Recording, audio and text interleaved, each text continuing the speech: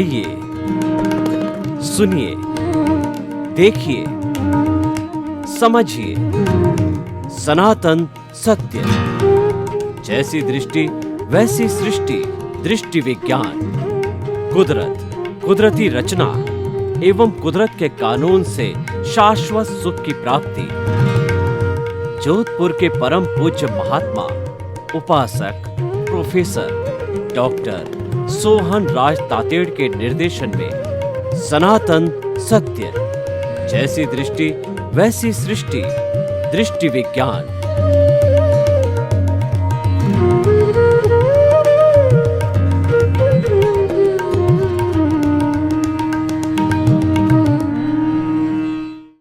भाई और बहनों, मातृशक्ति को नमन। आज का हमारा सुंदर विषय है सामाजिक, धार्मिक एवं आध्यात्मिकता।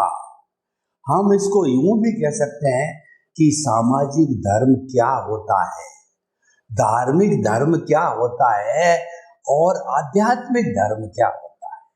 सामाजिक जो धर्म है वो मानवता पर आधारित है, इंसानियत पर आधारित है, परस्परोपकारो जीवानाम पर आधारित है, गिव एंड टेक पर आधारित है और उससे समाज चलता है। मनुष्य एक सामाजिक प्राणी है, समाज के बिना वह जिंदा नहीं रह सकता है।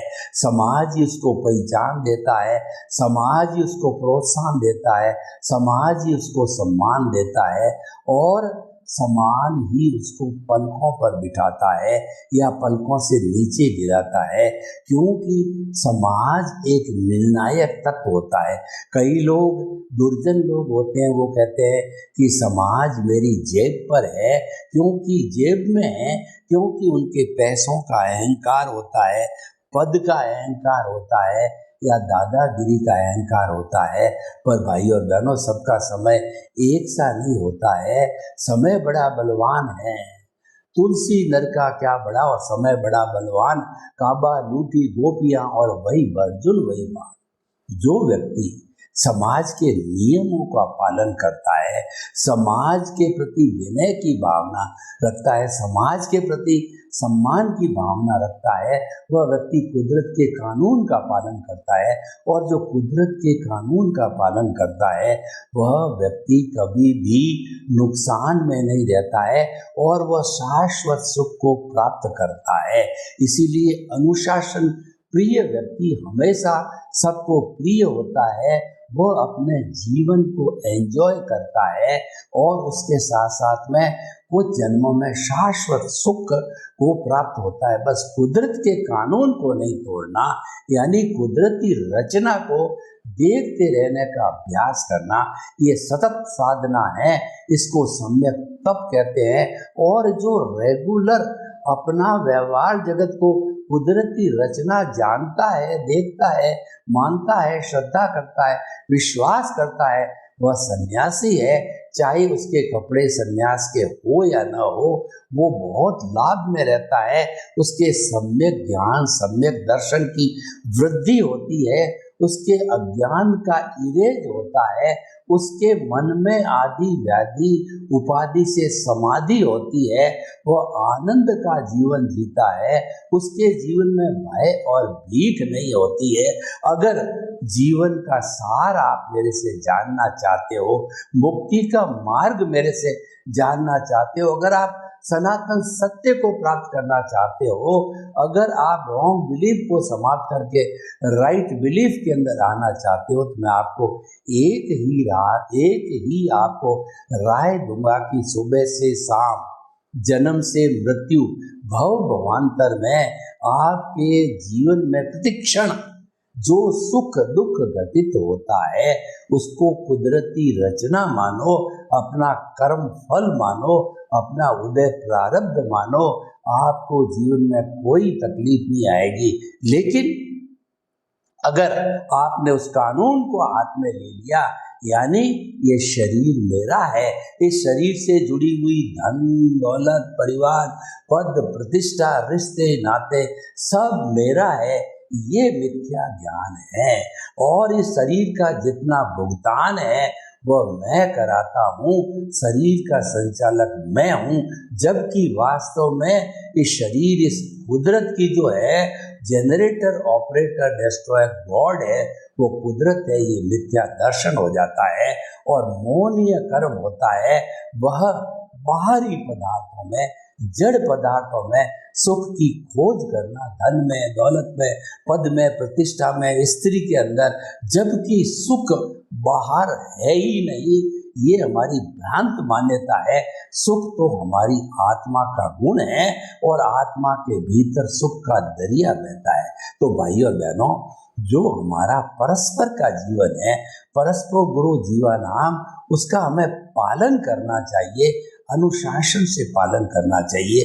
मैं आपको उदाहरण दूं, अगर फूड ग्रेन उगाने वाला फूड ग्रेन नहीं उगाए, आपको प्रतिदिन दूध देने वाला दूध देने नहीं आए, और बिजली सप्लाई करने वाले आपको बिजली सप्लाई नहीं करे, गैस वाले गैस सप्लाई नहीं करे, सब्जी वाले सब्जी सप्लाई नहीं करे, फ्रूट वाले फ्रूट सप्लाई नहीं करे, दुकान भी नहीं रखे, तो क्या आपका, और शिक्षा जगत में पढ़ाने वाले टीचर स्कूल में न पढ़ाए, तो क्या आपका रोटी, कपड़ा, मकान, शिक्षा, चिकित्सा, ये जो आधारभूत सुविधाएं हैं, क्या प्राप्त कर सकते? नहीं प्राप्त कर सकते। तो इसका अर्थ क्या हुआ? हम परस्पर एक दूसरे पर आधारित है। आप मेरे पर आधारित हो, मैं आप पे आधारित हूँ, और समस्त ब्रह्मांड के 84 लाख जीवा योनि बर्थ प्लेसेस के असंख्य अनंत प्राणी जो है एक दूसरे पर आधारित है। और वो सबका आधार अगर अनुशासन प्रियता की दृष्टि से देखें, अगर वो सनातन सत्य की दृष्टि से देखें, और वह ultimate reality, ultimate truth of the universe के हिसाब से देखें, तो उन सब की मालिक है, कुदरत है। इसीलिए कहते हैं कुदरत को समर्पण ही सच्चा समर्पण है। कोई गलती हो जावे तो कुदरत माँ से आप प्रार्थना करो, हे माँ मेरे से गलती हो गई, मैंने जो है कोई व्यक्ति को जो है वो दोषी माना, मैंने कुदरत का कानून तोड़ा, जबकि कोई दोषी होता ही नहीं है। उसको तो आपने भेजा है मुझे एनओसी देने के लिए, मुझे पिछले जन्म का जो मैंने उसके साथ दुर्व्यवहार किया था उसका हिसाब क्लियर करने के लिए भेजा है, लेकिन मैंने उसको दोषी मान लिया। मुझे क्षमा करो, क्षमा करो, क्षमा करो। और दूसरा जो है, धार्मिक दृष्टि से हम किसी भी व्यक्ति के साथ में दुर्व्यवहार करें तो उस व्यक्ति से प्रत्यक्ष रूप से परोक्ष, प्रत्यक्ष रूप में उसके सामने जाकर के परोक्ष रूप और परोक्ष रूप में उसकी आत्मा की साक्षी से, आपकी आत्मात्मिक साक्षी से क्षमा मांगो, क्षमा मांगो, और आलोचना, प्रतिक्रमण, प्रत्याख्यान करो। आपको क्षमा करके आप शुद्ध हो जाओगे। आप उसको क्षमा करो, वो आपको क्षमा करे। कामे में सब जीवे सब्बे जीवा खमंतु में मिट्टी में सब भूए सो वेर मज्ज लगे नहीं। This is the law of the nature कि सभी लोग मुझे क्षमा करते हैं, मैं सबको क्षमा करता हूँ, सभी मेरे दुनिया में मित्र है, मेरा कोई दुश्मन नहीं है। This is the law of the nature. तो भाइयों और बहनों, ये सामाजिक जीवन है, परस्पर गिव एंड टेक का जो जीवन है सामाजिक। मैं आपको रिस्पेक्ट दूंगा तो आप हाथ जोड़ोगे, आप मुझे मुक्का नहीं दिखाओगे। मैं आपको थप्पड़ दिखाता हूँ तो आप मुझे मुक्का दिखाओगे। मैंने आपको धक्का दिया तो आप मेरे को डबल धक्का दे सकते हो। मैंने आपको एक गाली दी तो आप बदले में 4 गाली दे सकते हो। तो ये गिव एंड टेक का फार्मूला होता है। तो पॉजिटिव रूप में या नेगेटिव रूप में, तो भाइयों और बहनों, ये सारा जो जीवन होता है एक सामाजिक सहयोग का जीवन होता है, ये ड्यूटी का जीवन होता है, ये उत्तरदायित्व का जीवन होता है। मैं आपको एक उदाहरण दूं कि एक माता पिता ने 1, 2 या 3 संतान है उसको पैदा किया, तो ये हमारा गृहस्थ जीवन का धर्म है, ये हमारे सामाजिक जीवन है, ये सामाजिक धर्म है। आपने पैदा किया, आपको भी आपके माता पिता ने पैदा किया, लेकिन संतान को पैदा करते ही माता पिता की जिम्मेवारी आ जाती है उनका लालन पालन, उनको सुसंस्कार देना, उनको बड़ा करना, उनको शिक्षित करना, उनकी शादी करना और उनको पैरों पर खड़ा करना। पैरों पर खड़ा करने के बाद के अंदर जो है माता पिता की जिम्मेवारी समाप्त हो जाती है। आगमकार कहते हैं एक कबूतरी होती है, वो अंडा देती है, उस अंडे को सेती है, उसके ऊपर बैठी रहती है और किसी को अंडे को टच करने नहीं देती है। जब अंडा बड़ा होता है, चूजा फूटता है तो बच्चे आते हैं, बच्चों को दाना खिलाती है, पानी पिलाती है, शेल्टर देती है, सर्दी गर्मी वर्षा से बचाती है। और जब उसके बच्चे जो है उड़ने लग जाते हैं तो वह उसको उड़ाने का प्रयास कराती है, और उड़ाते उड़ाते जब वो बच्चे उड़ने में पारंगत हो जाते हैं तब वो कबूतर या कबूतरी जो बने हैं वो कहाँ जाते हैं और उसकी माँ से कभी मिलते या ना मिलते हैं। आगमकार कहता है ये तो ड्यूटी का खेल है, ये निष्काम कर्म है। आपने जन्म दिया तो उनका लालन पोषण जो है ये आपका फर्ज है। आपको भी आपके माता पिता ने पाल पोस के बड़ा किया। अगर आपको भी जन्म देते ही छोड़ दिया होता तो क्या आप जो है वो इतने बड़े हो सकते? नहीं हो सकते। तो भाइयों और बहनों, ये सामाजिक जीवन है। अब मैं आध्यात्मिक जीवन पर, अब मैं जो है वो धार्मिक जीवन पर आता हूँ, धार्मिक धर्म पर आता हूँ कि हम जन्म लेते ही हमारे माता पिता का जो हमको धर्म मिलता है वो हमारा जो है वो धार्मिक जीवन होता है। जैसे मैं जैन हूँ तो जो है मैं जैनी कहलाता हूँ क्योंकि मुझे माता पिता से वो जैन धर्म मिला। ऐसे जो है आज भगवान महावीर से लगा करके अब तक जो है समाज के अंदर 360-65 तरह के दुनिया में धर्म दर्शन चलते हैं। वो सब सामाजिक धर्म है। सामाजिक धर्म के अंदर जो है हम एक फॉर्मेट के रूप में रहते हैं और समाज के जो मुख्य धर्म है मैं आपको बताना चाहता हूँ। हिंदुज़म, बुद्धिज़्म, सिखिज़्म, जोरास्ट्रियन और क्रिश्चियनिटी, इस्लाम और जुडाइज़्म, ये 8 तरह के मुख्य धर्म है और छोटे मोटे 365 धर्म के अंदर ये फॉर्मेट है, एक सिस्टम से चलते हैं।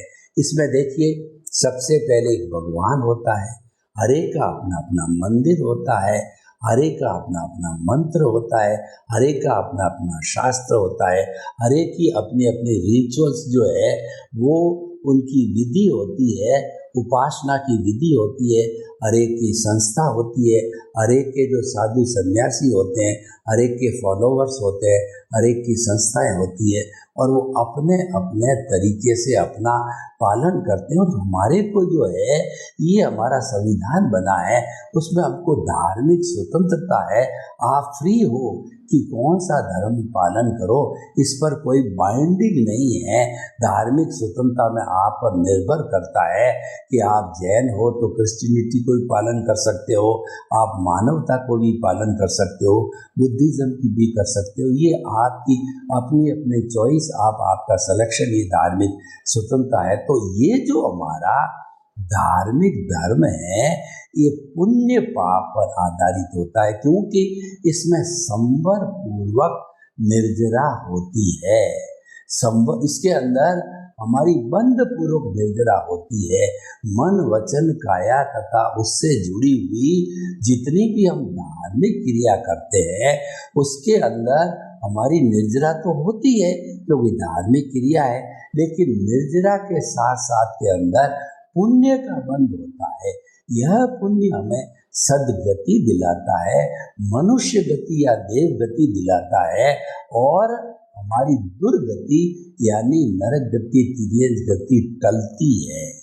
तो सदगति जो है ये चारों गतियों में से जो 2 सदगति है यह भी संसार है। इसमें भ्रमण तो करना पड़ेगा।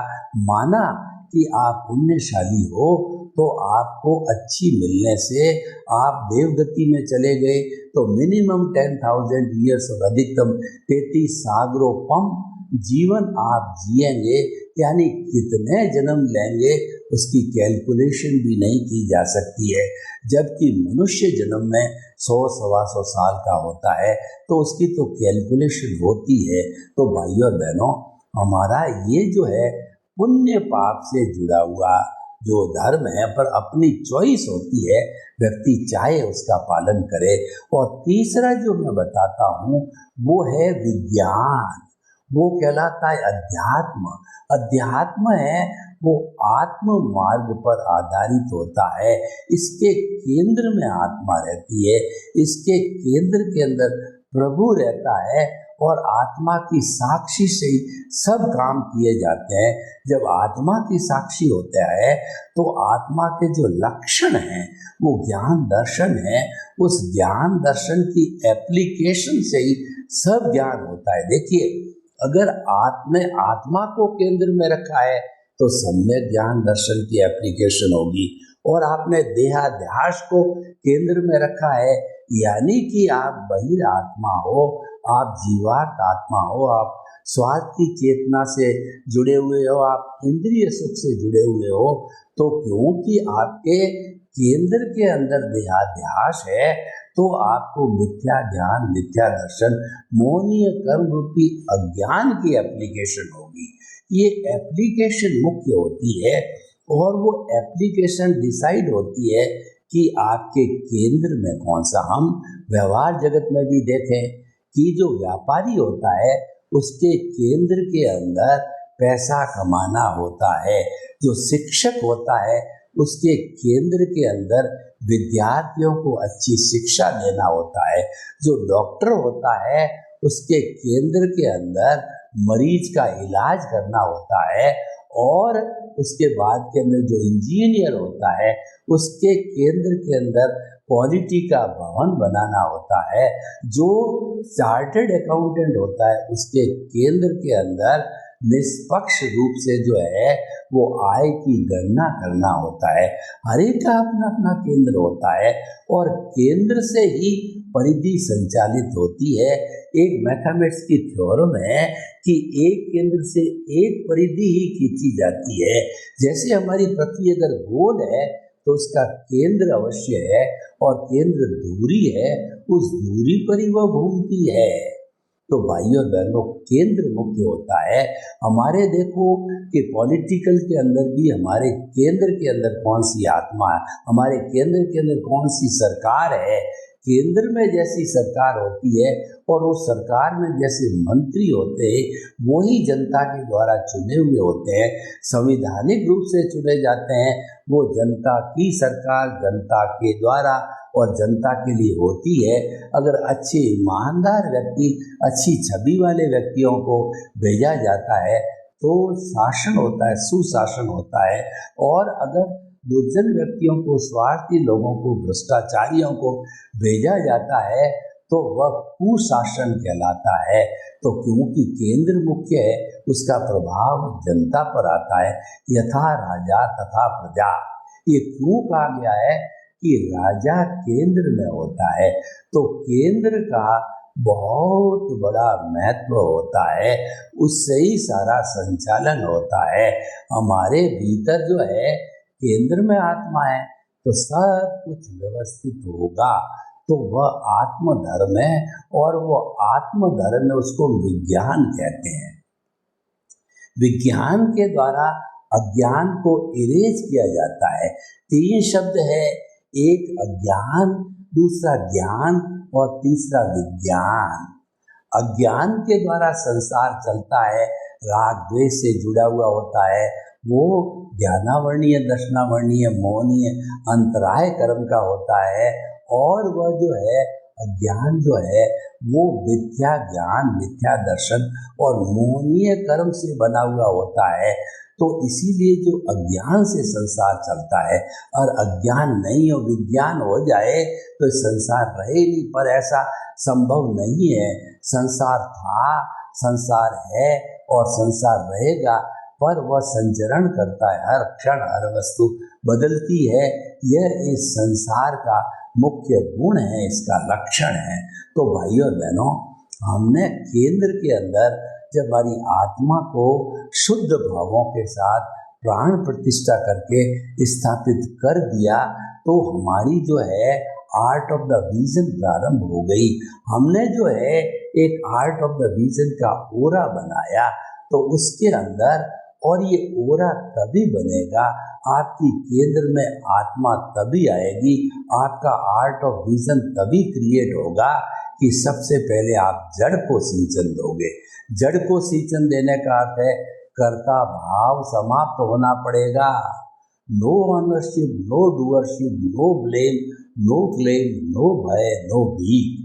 जब तक आप अकर्ता भाव नहीं लाते हो और निमित्त नहीं बनते हो, तब तक जो है आप ये आगे बढ़ ही नहीं सकते हो। तो मुक्ति के मार्ग की, स्वतंत्र होने की और जो है हमको शाश्वत सुख प्राप्त करने की जो प्रथम सीढ़ी है वो है अकर्ता भाव है। तो अकर्ता भाव के द्वारा हम आगे बढ़ते हैं। जो ही हम निमित्त भाव में आ जाते हैं तो ही हमारा नया जन्म होता है और हम बहिर आत्मा से अंतर आत्मा बन जाते हैं। और ऊपर की तरफ देखें तो हमारा परमात्मा बनने का लक्ष्य पैदा हो जाता है, लक्ष्य हमारा बन जाता है। तो भाई और बहनों, जो हमारा आत्म धर्म है, वो विज्ञान है, वो अध्यात्म है, उसकी हम चर्चा करते हैं कि ये जो है वो सिद्धांत के ऊपर आधारित है, क्योंकि इसमें व्यू पॉइंट नहीं है।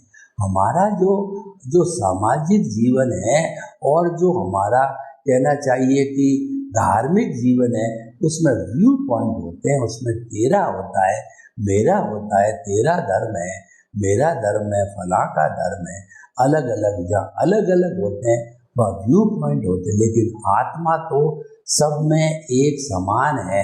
सामान्य दृष्टि से 84 लाख जीवा योनि के असंख्य अनंत प्राणियों की जो आत्मा है वो सब की समान है। जब वो विशेष बन जाती है तब उसके साथ वाराग द्वेष जुड़ जाता है कि ये जो है कुबेरपति है, ये लखपति है, ये खगपति है, ये बड़ा व्यक्ति है, ये छोटा व्यक्ति है, ये महान व्यक्ति है। और उसका जब भेद हो जाता है तो ये भेद राग द्वेष को पैदा करता है। व्यू पॉइंट में राग द्वेष होता है। आत्म धर्म के अंदर, विज्ञान के अंदर व्यू पॉइंट नहीं होता है। विज्ञान सनातन सत्य पर आधारित होता है और सनातन सत्य कुदरती रचना और कुदरत के कानून पर आधारित होता है। और सनातन सत्य को देने का उद्देश्य होता है शाश्वत सुख की नींव लगाना। और उसकी मेथोडोलॉजी होता है कि आपका व्यू पॉइंट समाप्त करना, आपकी रॉन्ग बिलीफ को समाप्त करके आप में राइट बिलीफ को लाना। रॉन्ग बिलीफ जो क्या है कि जो सिद्धांत है, सिद्धांत से परे का जीवन है, वो रॉन्ग बिलीफ है। और सिद्धांत का जीवन जीना है, ये राइट बिलीफ है। रॉन्ग से राइट होती है तो हमारी क्या है कि वो दृष्टि विज्ञान बन जाता है, वो आर्ट ऑफ द विजन हो जाता है। आर्ट ऑफ द विजन मस्तिष्क के अंदर फिट किया जाता है।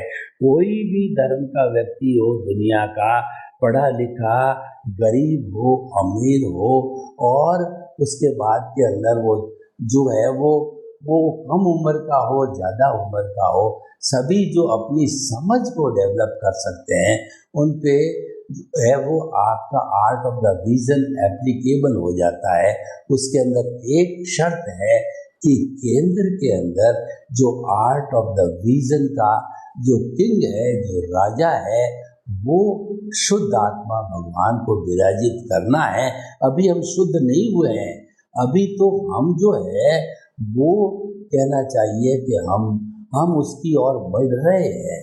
अभी हमारे को सिर्फ जो है आत्मस्वरूप की जानकारी हुई है, यानी बहिर आत्मा से हम अंतर आत्मा बने हैं। लेकिन उद्देश्य हमारा बन गया है कि मन वचन काया से मुक्त ऐसा मैं शुद्ध आता हूँ, उसका स्पर्श नहीं हुआ है। लेकिन हमारे को 100% ये अनुभूति कहिए या 100% विश्वास कहिए, ये हो जाता है कि मैं शुद्ध आत्मा हूँ। तो इस तरीके से जो है ये आत्मविज्ञान कहिए या आर्ट ऑफ द विजन कहिए, ये हमारा धीरे धीरे सम्यक ज्ञान दर्शन की एप्लीकेशन करने से प्रतिष्ठित आत्मा के अंदर जब इसकी एप्लीकेशन होती है तो जो कॉज बढ़ते हैं वो मोक्ष के लायक और सहायक पड़ते हैं। और जब हम शुभ प्रवृत्ति या अशुभ प्रवृत्ति करेंगे तो निश्चित तौर पे हमारा अज्ञान बढ़ेगा। और शुभ प्रवृत्ति करेंगे जो कि हमारी जो है बंध पूर्वक निर्जरा है, और शुद्ध प्रवृत्ति है वो संवर पूर्वक निर्जरा है। आर्ट ऑफ विजन है वो संवर पूर्वक निर्जरा है, क्योंकि उसके केंद्र के अंदर स्वयं प्रभु विराजमान है। वही एक संवर की प्रतिमूर्ति है। तो उसकी संवर पूर्वक निर्जरा का अर्थ होता है कि जड़ से कर्मों को समाप्त करना, नया कर्म का बंध नहीं होता है। तो इसीलिए ये जो है हमारा जो सामाजिक जीवन है या धार्मिक जीवन है, उसके अंदर बंध पूर्वक निर्जरा होती है। और जो हमारा आध्यात्मिक जीवन है या हमारा जो आर्ट ऑफ द विजन है या हमारा जो अध्यात्म विज्ञान है, ये मुक्ति का मार्ग है, सनातन सत्य पर आधारित है। तो उसके अंदर जो है हमारा सारा जो है ये विकास होता रहता है। तो इससे हम भाई और बहनों, हम आपको बताना चाहते हैं कि शाश्वत सुख को प्राप्त करने के लिए विज्ञान को अपनाओ। सर्वे भवन्तु सुखिनः, सर्वे सन्तु निरामया। लोग के जीवों को सुख मिले, शांति मिले, आनंद मिले, प्रेम मिले, सौहार्द मिले, और हम सभी विज्ञान को अपनाकर अपना जीवन के अंदर शाश्वत सुख की प्राप्ति करें। आपके प्रति वंदन।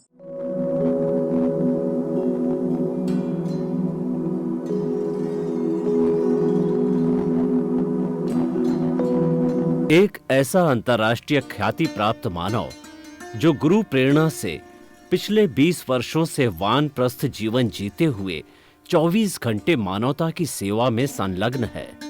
एक ऐसा मानव जो अभी राष्ट्रीय, अंतर्राष्ट्रीय टीवी चैनलों पर 7,500 एपिसोड के माध्यम से सनातन सत्य, आत्मविज्ञान एवं पुनरुत्थान, व्यवहार एवं निश्चय जगत के जीवनोपयोगी विषयों पर हृदय स्पर्शी प्रवचन कर चुका है। उस मानव का नाम है महात्मा उपासक प्रोफेसर डॉक्टर सोहन राज तातेड़। प्रोफेसर तातेड़ द्वारा योग, दर्शन, शिक्षा विषयों पर रचित पीएचडी स्तर के 250 शोध ग्रंथ भारत के 100 प्रतिष्ठित विश्वविद्यालयों में शोधार्थी पढ़ रहे हैं तथा वे सभी शोध ग्रंथ वहां की सेंट्रल लाइब्रेरियों में उपलब्ध हैं।